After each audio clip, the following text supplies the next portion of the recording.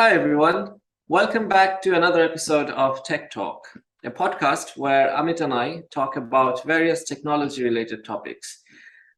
Today, we're going to talk about a very familiar topic to most of you, if not all of you, is Wi Fi.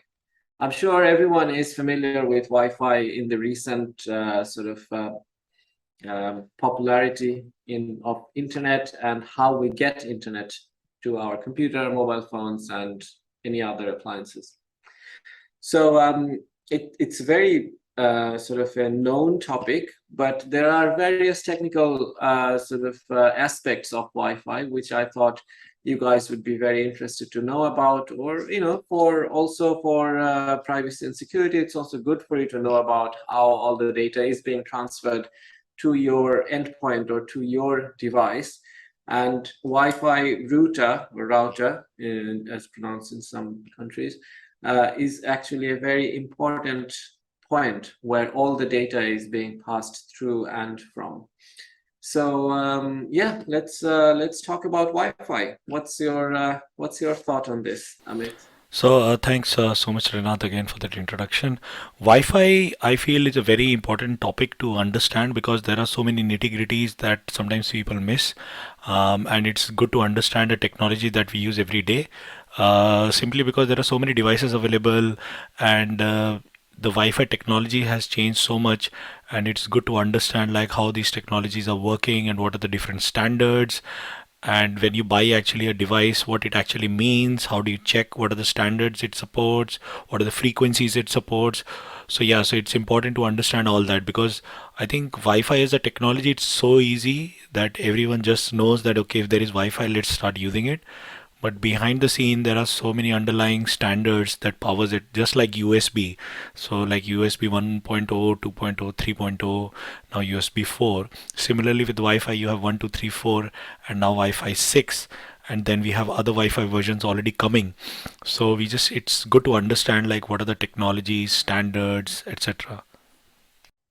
Yeah, and one of the things that really intrigues me about Wi-Fi is there is always, I mean, we're always talking about not enough speed, not enough data, and even not just on internet access, but even whenever we're copying files or data from one computer to the other, or making any kind of connection, the data speed, data transfer speed is always a bottleneck. We're always frustrated with the speed, but this is actually one of those areas, Wi-Fi.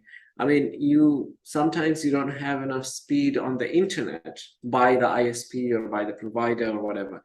But the Wi-Fi speed is very rarely complained about.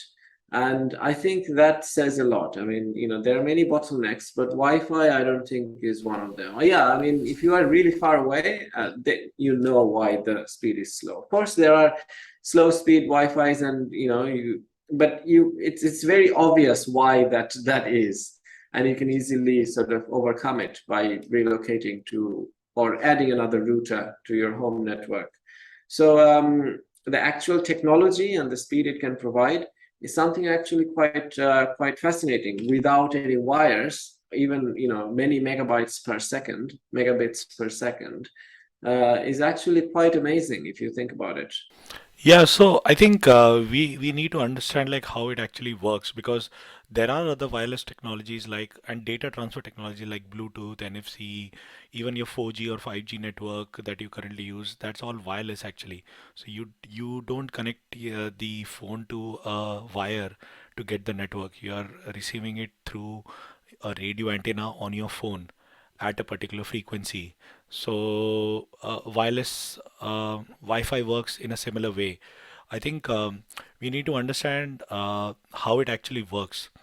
So every internet connection, say you go with ISP. ISP is the internet service provider. So in UK, one of the big service providers is British Telecom, BT.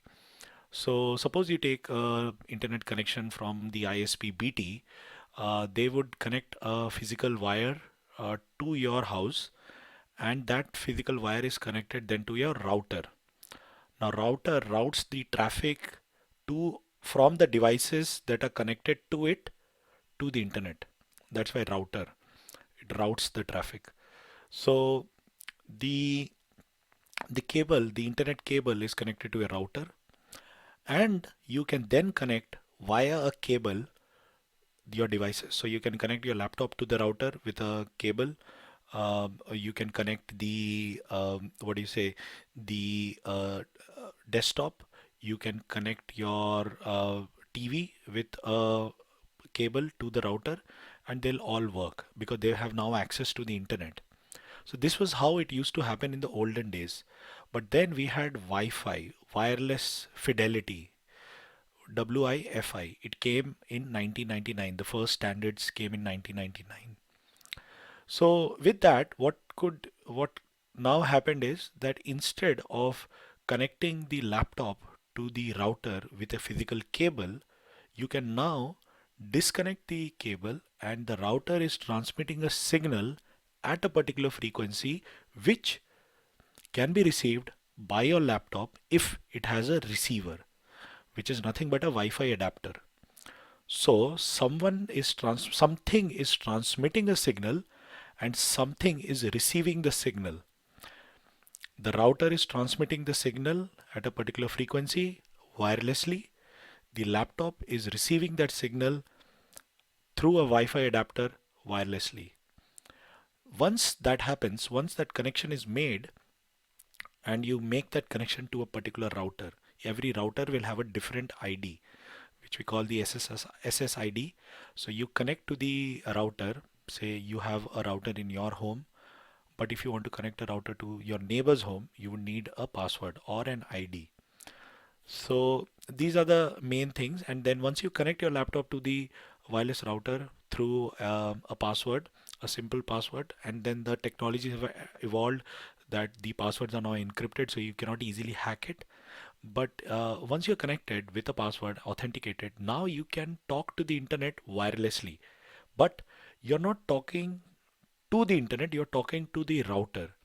So your computer always connects to the router wirelessly, and the router then takes the signal, whatever request you want to send, to your ISP provider, to say Google, and then sends you back the response.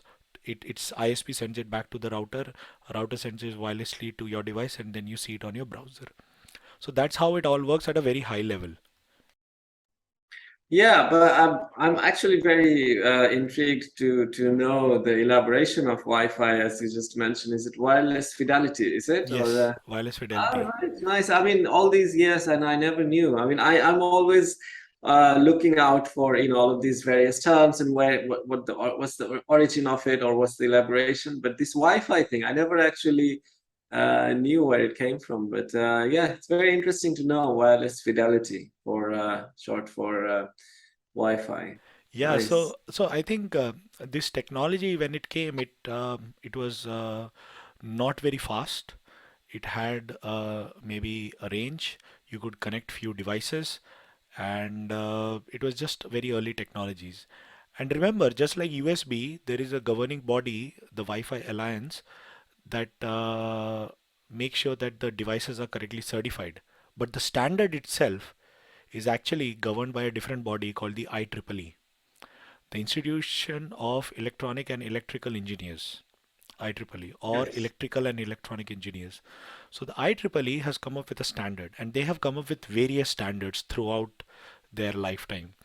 And the Wi-Fi, the wireless technology, the wireless data transfer technology, the standard number is 802.11.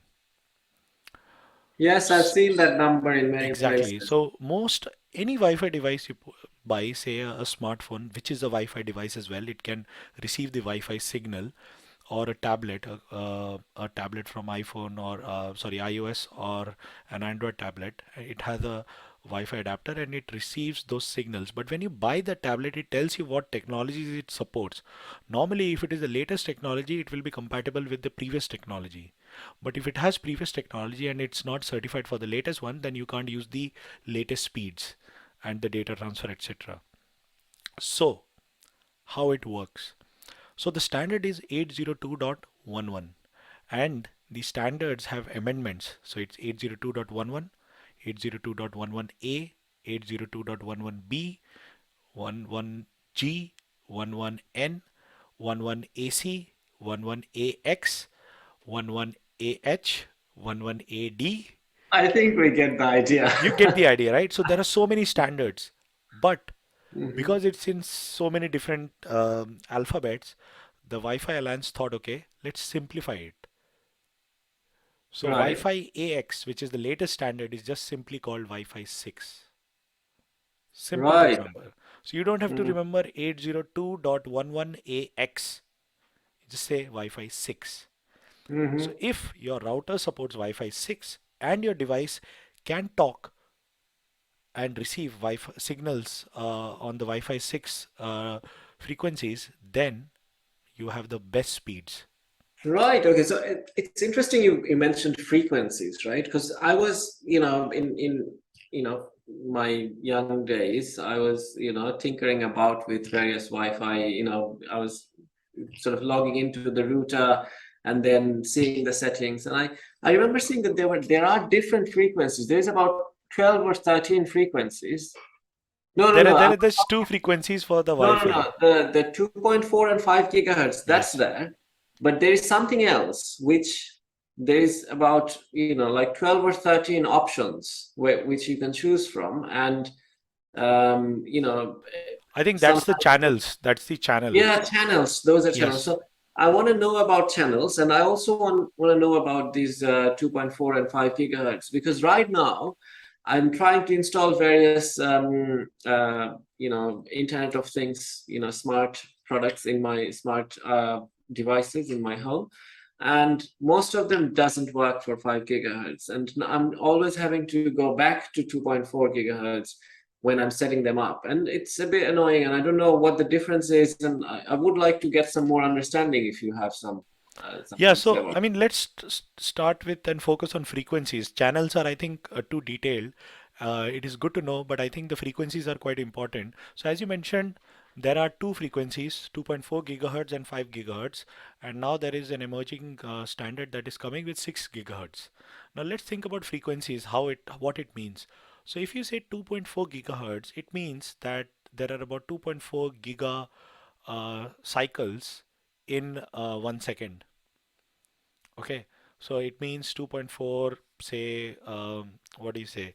Uh, the frequency is defined by one up and one down. So that's one frequency. That's one length. So how many lengths can you fit in 1 second? So that's the frequency. So 2.4 giga, it means these many lengths of waves can fit in 1 second.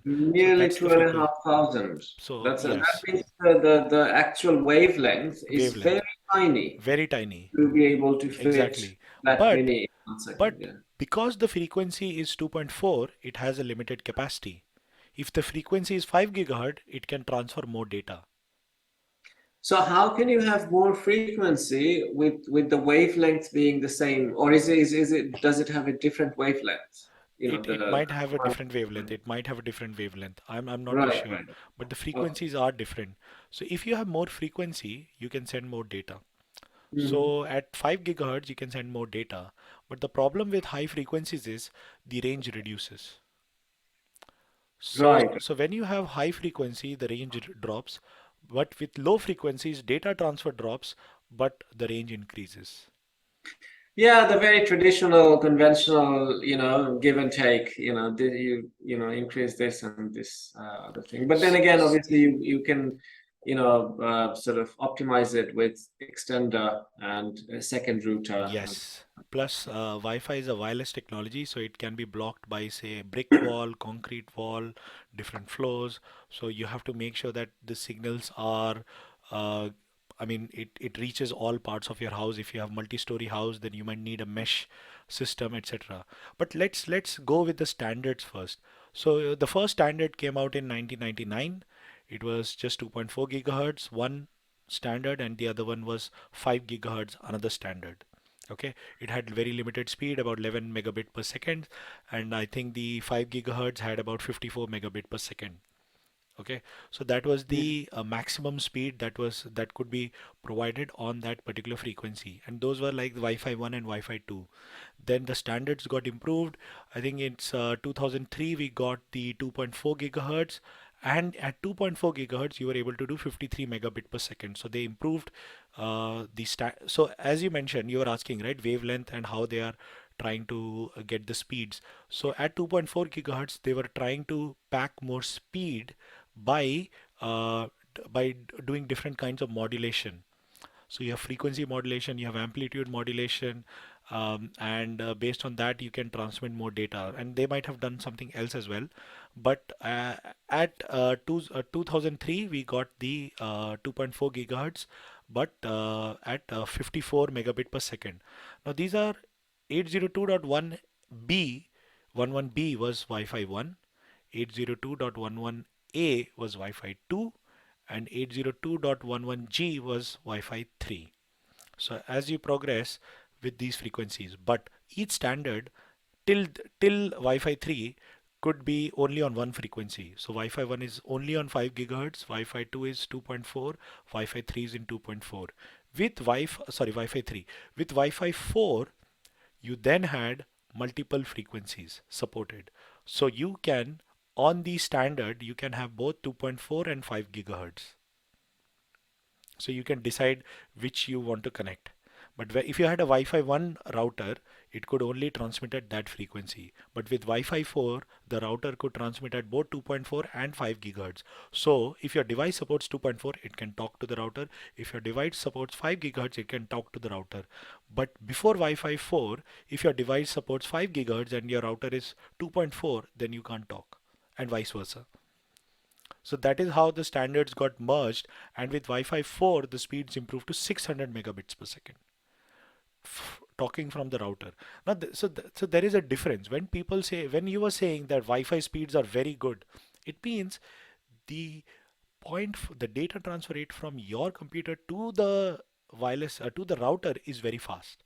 That doesn't mean the internet is fast. Yes, that's exactly what I meant, to be honest, because that's the whole point, that all of our lives we've been struggling with the actual internet speed, but we had to never have this bottleneck of router to the computer. And that's what I was saying, that it's amazing that even though it's wireless, this has not been a bottleneck. This, even in 2003, as you mentioned, we had 56 Mbps for router speed, but the internet speed was 1 Mbps was lucky where I was. So that's what I was meaning, that even though it's wireless, this part of the journey of data was never a bottleneck or never an issue. And that's amazing to me. Even though the rest of the part is coming in wired connection, it was still slower than this wireless bit. I just wanted to emphasize this point because a lot of people might be confused, like, okay, what does that speed mean? So there are two speeds here. One is the speed at which you connect to the device, and the Mm. other speed is the speed at which the data is transferred from your device to the router and then to the internet, to the ISP. And that's the data Yes. transfer speed. And also, just to add on this a little bit, this is actually a really good thing to understand. So yeah, so this is another thing I actually want to also a little bit highlight a little bit more, because this is actually a very good thing to understand. The router has its own data transfer speed wirelessly, and it can transfer a lot of data between many devices. So it's not just your computer which is connected to your router. If you are with a multi-person family in your house, you have various people and their laptops and mobile phones and other devices, they're all connecting to your router, and it's doing data transfer with all of them simultaneously. So that data transfer speed is a lot higher than your internet speed. No matter where you're getting your internet ISP provider is, in UK, it could be BT, it could be Virgin, fiber optics, whatever. But the router speed is always a lot higher than your internet speed. So far in our history, and that's actually really beneficial. And I feel like there is a gap here. There is a way to utilize this additional speed that we have and not fully utilize a lot of the times. And I think in our earlier episodes we talked briefly about NAS drives, a network access storage device, where basically it's a hard drive, but rather than being connected directly with your desktop computer, it is connected to your Wi-Fi router. So everyone who is connected to the router, for example, everyone in the household, can have access to all of the data that is stored in that hard drive. And that's actually a very good use of the Wi-Fi data transfer speed, because you have much quicker data, access, while it's also not being stored in your device, taking up space. And another, this is just one existing way, but I feel like this router speed can also be utilized further. For example, in mobile apps, right? We try to do data transfer. Even from mobile to screencasting. We use Chromecast and various other devices. But these, if you have a smart TV, then your TV is connected to your router, your phone is connected to your router, and your computer is. So I feel like there should be more applications, desktop application, mobile apps, which enables or uses this Wi-Fi data transfer speed, and enables us with better casting to screen or better data transfer between devices. And I feel like there is a big gap which we should be leveraging. Interesting you say that, because you're right, there is a gap, but I think it's being addressed. So if you look at the Bluetooth technology, that has a limitation, and Bluetooth talks between two devices. So you are not using Bluetooth to talk to the internet. You don't use the Bluetooth technology to talk to the internet. You use Bluetooth technology to transfer data between two devices: laptop to computer, laptop to desktop, laptop to smartphone, smartphone to tablet, etc., etc. So different types of devices, they talk over Bluetooth but wirelessly. And then you have the NFC technology, which works at a very close distance. So basically, you tap your phone, or you tap your payment card. If it has a wireless, the wireless symbol, or the Wi-Fi symbol, that's if it is there, or the contactless symbol as they call it, then you can tap it on a device, and then it'll deduct the payment without actually inserting the card into the device and entering a PIN. So those are very good technologies, but they are limited to data transfer between the devices they are talking to. So NFC is very limited to just contactless payments or any other things, and then Bluetooth is restricted to talking between two devices. Now Wi-Fi comes in the picture, where Wi-Fi is being transmitted from your router. So now, if you want, you can transmit data over that Wi-Fi network, wireless network, and you can say transfer data from your smartphone to tablet by connecting through Wi-Fi instead of transmitting through Bluetooth.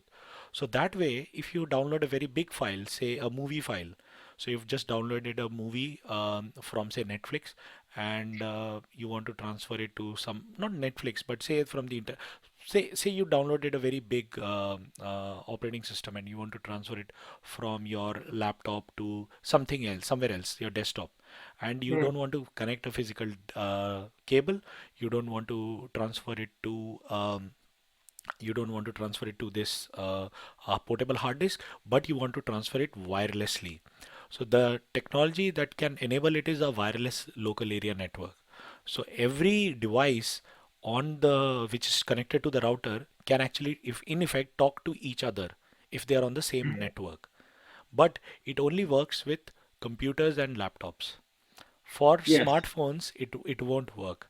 But for smartphones and tablets to talk to each other via Wi-Fi, there is some technology called Wi-Fi Direct.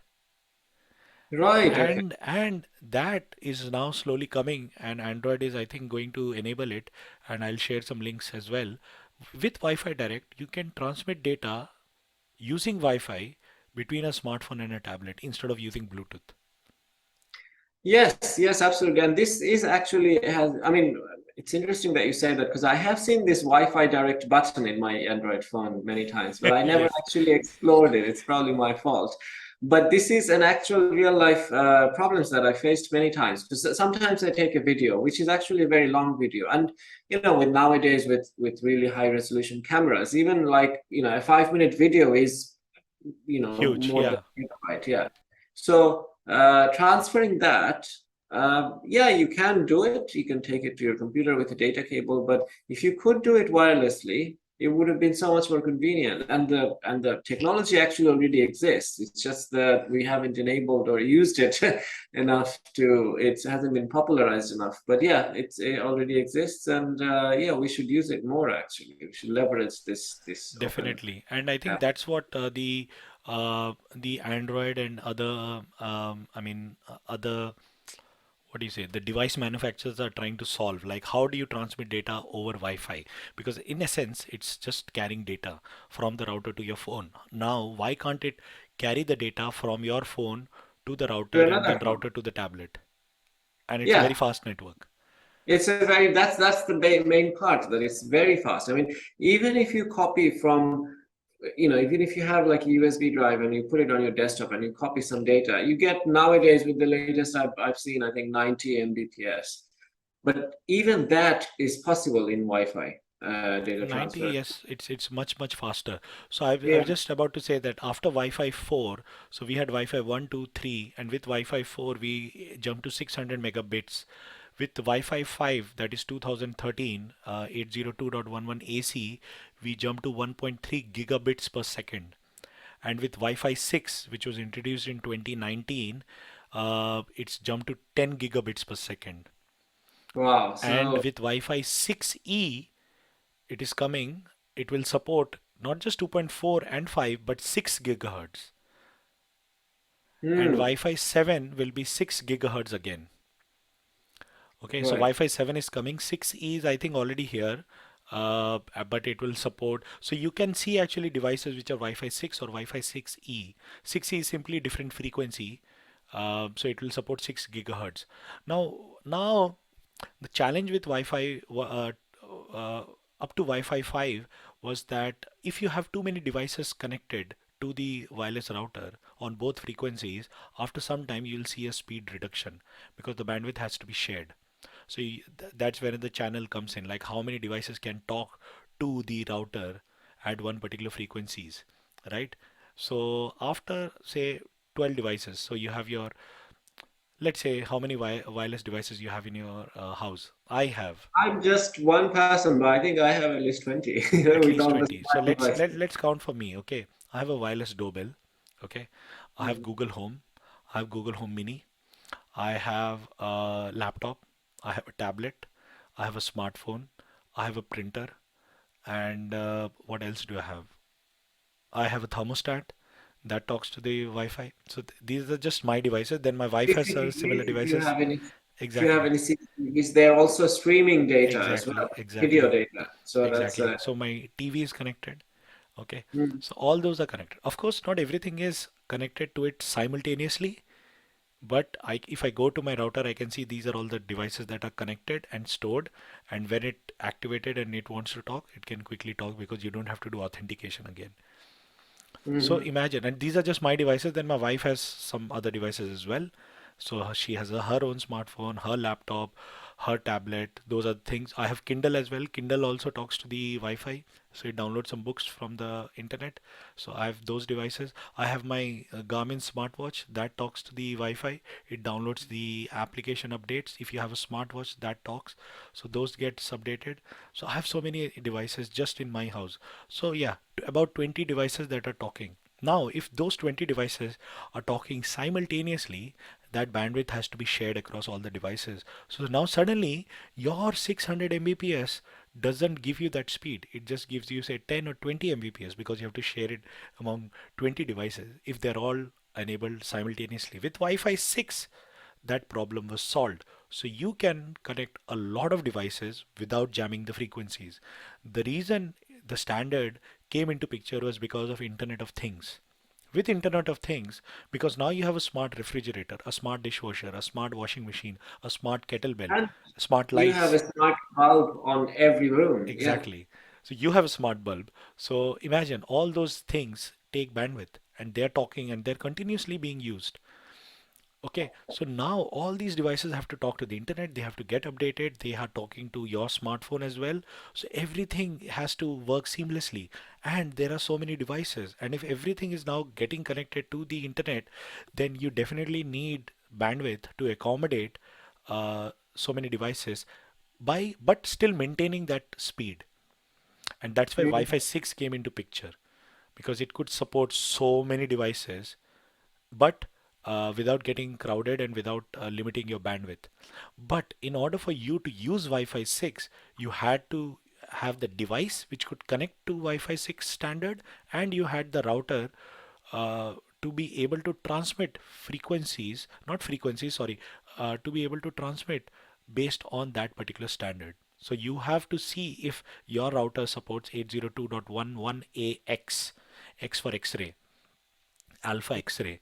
If your router supports that technology, my router doesn't, so I have to upgrade my router. If my router supports that technology, and my phone does support, because my phone is very recent. I bought it last year, so 2020. Wi-Fi 6 came in 2019.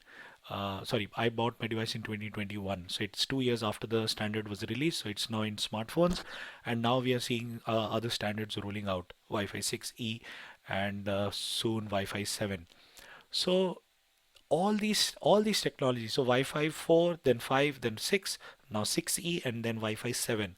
So these are all the different technologies that are coming in, and you need to be you so the reason we are having this podcast is because there are so many standards, it gets confusing. And sometimes you wonder, why am I not getting that speed? I've just bought the latest device, but does that latest device support the latest standard? If it doesn't, then it won't support the speed, and you will still get that problem of low bandwidth. And if you have too many devices, you will struggle with the speeds. So it's important to understand these different standards. Yes, absolutely. I mean, to have one thing, ready to use in your computer or your phone, there's so many things in the background that's happening. This is always intriguing to me in anything to do with technology and sort of IT. There is so many little things that actually makes up the whole solution, and it's very interesting to know about all of these things, because then you know the power of collaboration, of bringing everything together, and also can identify, you can troubleshoot a lot better, to if you understand what small parts made up this journey of data. For example, if your internet is not working, this used to be well, I mean, it's still quite common in in various times. If your internet is not working, you would call the customer service, right? And then they start with the very last endpoint, your computer, for example. You restart your computer, and then you unplug and replug the Ethernet cable in your computer if you're connected that way, or turn on and off your Wi-Fi adapter, and then you turn on and off your router, and then you turn and unplug or replug the connection to the router from outside, right? So if you know all of these small parts that are making up this, then you don't even have to call and be on the line for Yeah, 20, 30 minutes to yeah, get the help. Because, all of these things that I just mentioned, within that, there was another part which you could have done, is that if you could have logged into the router, and then you could have changed the channel your desktop is using rather than that. Now that you know about it, that's another step you'll probably include when you're troubleshooting. But and that might solve the problem. So yeah, it's intriguing how many small parts there are, and it would help you to know if you're troubleshooting or doing anything. It's just also very interesting to just know about it, I think. I think absolutely, because I mean that's why we are hosting this podcast, because we use technology on a daily basis and we are very passionate about it, and we want to share what we know so that people who don't know these things, they can actually we can actually simplify it for them, and that's the aim of this podcast. We try to talk about most used technologies, sometimes from our industry, sometimes which are used by everyone, and Wi-Fi is such a technology.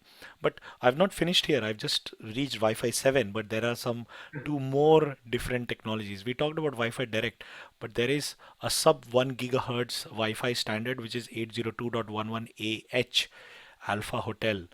And that is basically for long range, because it's sub 1 gigahertz. It has a very long range. And how that helps is, suppose you have something, a smart device in your garden, and that wants to talk to your router inside the house. Now it needs range. It doesn't need the speed, because it just transmitting, it just connects on and off just like a light bulb. So you need a long range. So you need that particular frequency.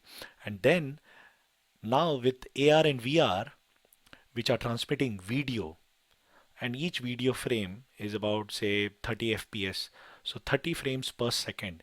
Each frame is say 5 MB or 10 MB. So imagine the kind of bandwidth that you need, and Wi-Fi will not be able to support that bigger bandwidth, because remember, Wi-Fi 6 is topping at 10 gigabits per second.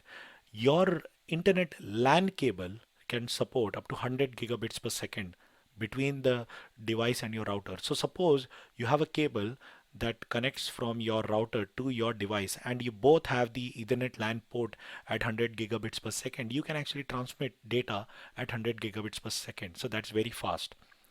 Now, 10 gigabits per second, it sounds quite a lot, but when you are using AR and VR over the internet, you want those frames to be really good and really fast, and it has to be able to communicate with the router very quickly. So 10 gigabits per second would be very slow. So there are standards which is AD and AY, Alpha Delta and Alpha Yankee. So Alpha Delta 60 gigahertz, Alpha Yankee 60 gigahertz, but more range. So so with that, what happens is that you can now use a AR or a VR like a headset with the router at a very good speed when it comes to rendering the video on your headset. Right, but you have to be close by from the router because of the high Exactly. gigahertz. Very high gigahertz, so you have to be really close. But the range is actual. While the range is, sort of, you're giving up range to get a really high speed. So yeah, that's the usual conventional So, give and but take. But it's with 802.11 Yankee, what has happened is that the range is they are trying to increase. So you Mhm. don't have to be near the router. You can be a bit further away. And I'm pretty sure that with better standards, they would be able to overcome that. Because bear in mind, today we are using. I have two monitors. I have a laptop that's connected to two different monitors. So basically, I have three different screens, and these three screens give me a lot of space. But imagine tomorrow I don't need these things. I have my headset, and my headset Mhm. has infinite display. I can go up, down, anywhere, and Mhm. based on how close or far away they are, I can have a cinematic effect, or I can have a distance. I can have like the size of a monitor. And now in my VR monitor, I can have a virtual monitor, not a virtual monitor, but my desktop space. I can code on my VR headset. I can watch a movie in my VR headset. I can browse the internet on my VR headset, and there are already apps for it. I think we have talked about it in our episode on VR, where we said that now you don't need these monitors. You just need a VR headset, and with that you get rid of all the monitors. You can do gaming, you can do your office work, you can browse the internet, you can watch a movie, all with a very good quality video, and all you need is a high bandwidth, so it can talk to the router very quickly, so you don't get a lag, you don't get distortion, you don't get disconnected.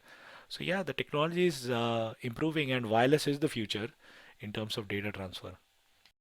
Yeah, yeah, absolutely. So now let's quickly focus on the other part of it. So all of these devices that connects to your router, and then that is the main gateway of all data to and from your home. So one of the things, not directly related to router, but I've seen a talk on the internet that someone actually like tried to monitor all the data that's going and coming through the router, and then they found, some would say horrifying discoveries of Alexa or other home devices sending data all the time, even when it's not in use. So yeah, that's something to think about. And what I would encourage our audience to do is, try and see what you find out by logging into your router and attaching various software or hardware devices to monitor the data or data traffic that goes in and out of your router. And you can also potentially look at one of our previous episodes, Postman. I think that would help you to understand how to connect to router. But just as a the Not basic. Postman, it was Burp Suite. Yes, Burp Suite. Proxy.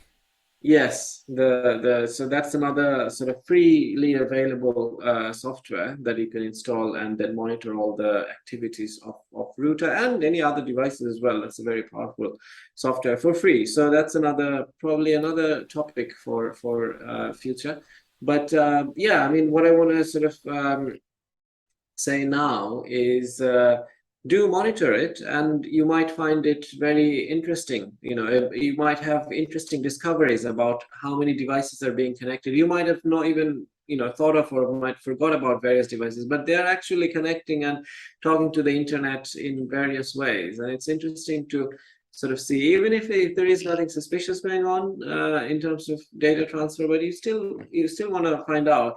And the quickest, easiest way is just to go on your desktop or laptop and go on the internet browser and then just type 192.168.0.1.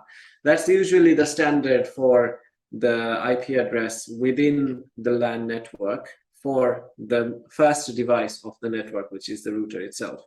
It could be 0.1 or it could be 0.0, depending on your provider.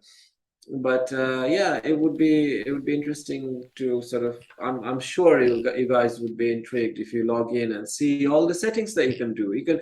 I mean, did you know you could also log into your router remotely? So when you're away from home and you want to know whether your internet is working or whether say for example, you want to see your CCTV while you're away, but your CCTV is not actually, for example, for some reason it's not, you can't connect to it.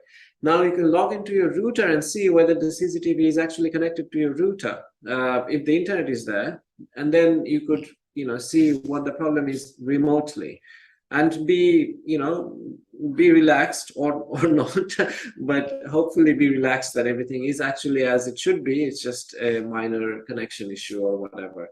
So it definitely would be interesting for anyone to log into a router and see all the things that are available to you. And just Google whenever whichever term you don't understand. None of those things in router are too advanced for technology. Like DHCP is. I mean, we're not going to go into We detail, can but talk about it in another topic because I think it's very interesting that you mentioned, and I think it's very relevant because a lot of mm, times people don't understand this technology is that the when you search for what's your IP address, what is your internet address, that address is actually for the router, not for your device.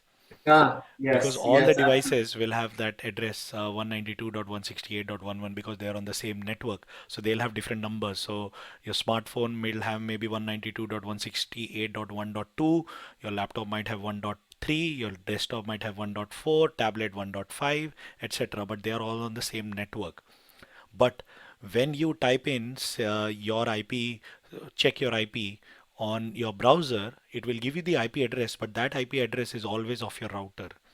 And that is Mhm. what Renath is saying, that if you try to connect to that IP from outside your house, then you can, using the username and password, you can connect. Sometimes a lot of people, they forget to change the default username and password, and what that means is that now someone else who knows the IP can talk to your router, and they can put Yeah. something in place in between so that any data that's transmitting between you and the ISP through your router, they can track it. So yeah, but that's another topic.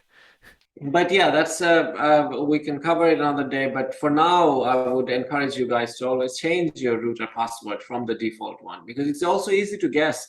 I mean, you can even just search, for example, Yeah. TP-Link router default password, and then you'll find out, even it's available in Google first page, admin, and the password might be 123, something very simple. But please do change them, because it is quite a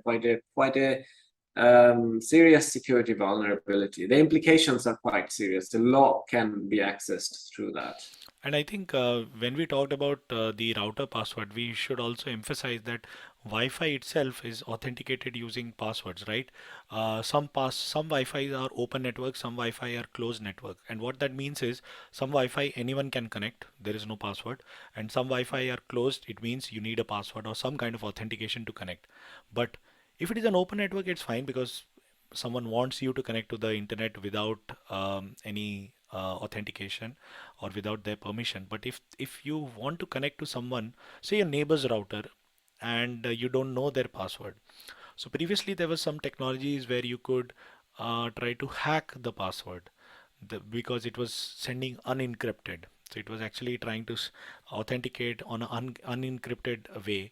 But now with WPA2, which is the most recommended way to store your passwords, maybe we can talk about that as well in a separate topic. That it's better to to create your passwords with that technology when you're creating the password for your router, so that all devices connect to the router in a very secured, encrypted way, and no one else outside your house, if they are not aware of your password, they should not. So no one should be able to hack your router to use your internet. Because see, when you buy an internet plan, sometimes you buy based on how much data you will transfer, just like your mobile plan. So if I want to transfer say 200 gigabytes per month, I'll buy a plan accordingly. But if I buy an unlimited plan, then it's fine. Anyone, if they use, it's fine. But they are using my data. But they're using bandwidth as well, They're so using bandwidth, your yes, data would be and so. they can use my internet. Remember, they're using my internet, so they're getting my IP address. And if they're doing anything suspicious or illegal, then you would be the first one to be hassled Exactly, by the police. exactly. So absolutely, there are many reasons to be secure in this way. And some of the earlier technology, and not very long ago, just 5, 6 years ago, you could just literally Google or go to YouTube and see how to get someone's Wi-Fi password. And Yeah, many videos that says that hack someone's Wi-Fi network in 2 minutes, and it was possible. But now but that's what I'm saying, like if you are in earlier technology, the recommendation is to get onto the new technology. But if you can't do it straight away, then at least be mindful and careful, and do the things you can do through settings, absolutely. And and I stuff. think you were mentioning about. So you were mentioning about checking the IP address. So there is a very simple command that you can use on Windows, and that is you open the command prompt or you open the terminal. You can Google how to open the command prompt. Once you open the command prompt, just type ipconfig, IP for Internet Yes. Protocol, and config as a one single word, no capitals, all small, ipconfig, and that will give you the internet address of your device, and it will have a default gateway, which is the router. So that would Mhm. mean that okay, your device has this IP address and the router has a different address. The default gateway will connect any device connected to that router to the internet. So that's something useful to know. Yes, absolutely. The default gateway IP address is the router's IP address. So if you go to your browser from with that information and just type the default gateway IP address, then you will be able to log in to the router. Another thing, a little bit more techy, is if you want to telnet into your router, then the port to use is 23.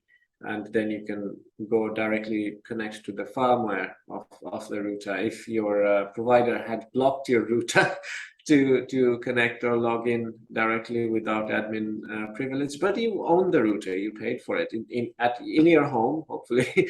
Yeah, you're doing whatever in your home with the devices you own. So then you should have all the right to get into it, and that's the second way of getting into a router. There are still some other things that we need to be, I think, aware of.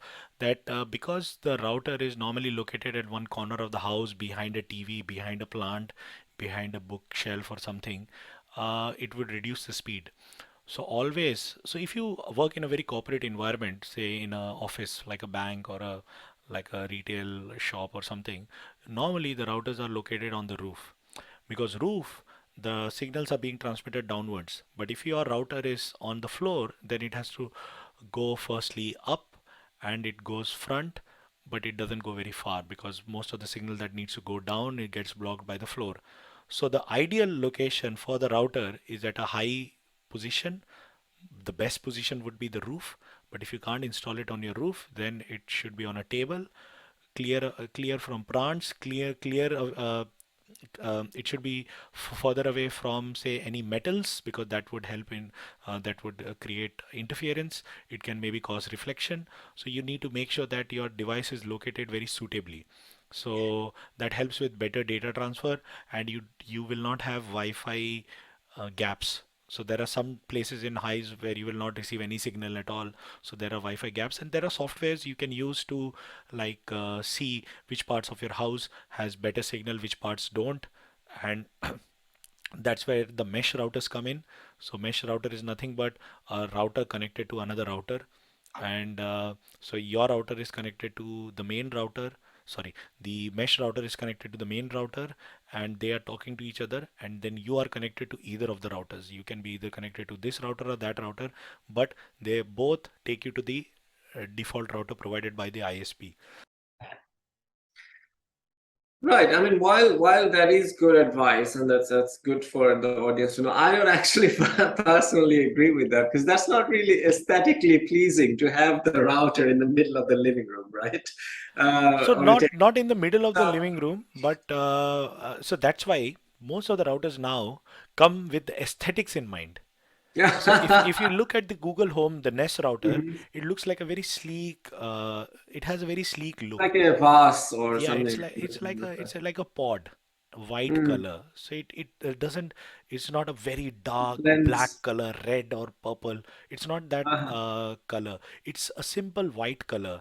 It looks very simple. It looks very small. It blends in with It the blends in with environment. it like a small plant. So yes, Mm. you are absolutely right. A lot of people worry about aesthetics because they have Yeah. like a And I actually put my router inside the storage while knowing that that might not be the best place, but it's actually physically the center of my apartment. fair enough. So the center is good enough, but but it's still in a very small storage with the wall surrounded. But I'm giving up that because there is a lot of router speed, as we talked about the whole episode, that the speed is not a bottleneck. So I would rather give up some speed and have the aesthetics and not the wires and the router itself Well, in the, well, again, I have to disagree here with you because you are in a flat and it's one one single floor. floor. If you're in a multi-story house, then that becomes a problem because then Mhm. the floor above or below will not receive the signal because it's getting blocked by the walls around. So you have to Mhm. think, yes, maybe for your situation. So basically, it's subjective, right? It Ah, depends yeah. on from your situation to situation. But aesthetics, yes, it is a very important point.